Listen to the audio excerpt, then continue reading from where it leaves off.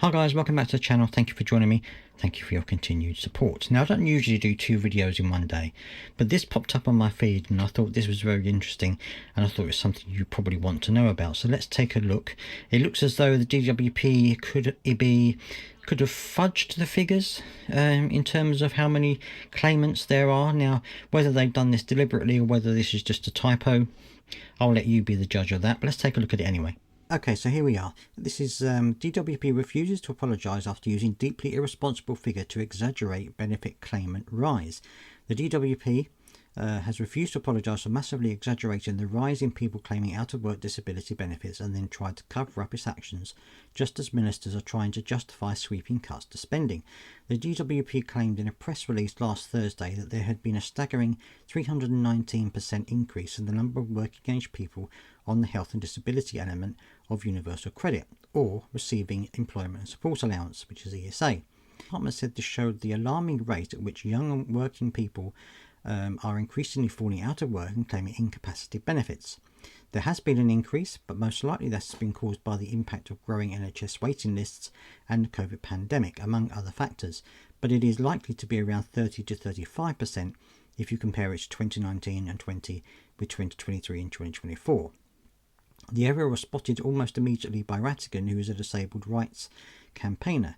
He told Disability News Service it's deeply irresponsible the DWP will publish such obviously misleading figures in an attempt to justify reforms that are striking terror into the hearts of millions of disabled people up and down the country. But it appears that no one in the DWP press office or Work and Pension Secretary Liz Kendall or any of her high-paid ministerial entourage have thought to question the figure.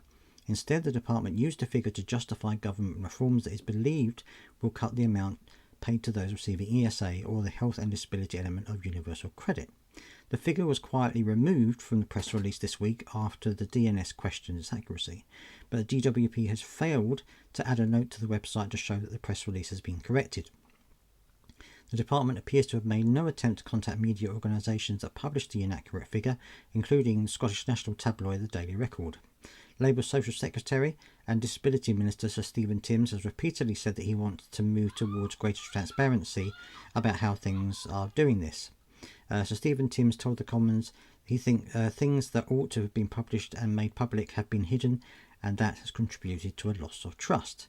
But the DWP has so far refused 3 times to respond to requests from DNS to comment on its use of an exaggerated figure. So this just goes to show you that they published this figure. Now again, whether this was done deliberately or whether this was done by accident, I will let you be the judge of that.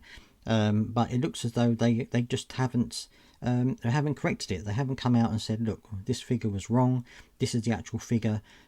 We just wanted to clarify that and make sure everyone was understanding it, because there are lots of people out there who may have seen that figure and believed it, and then therefore they now believe that that is the actual case, that is the actual figure, and they don't understand that it's actually been changed and this was actually a bogus figure.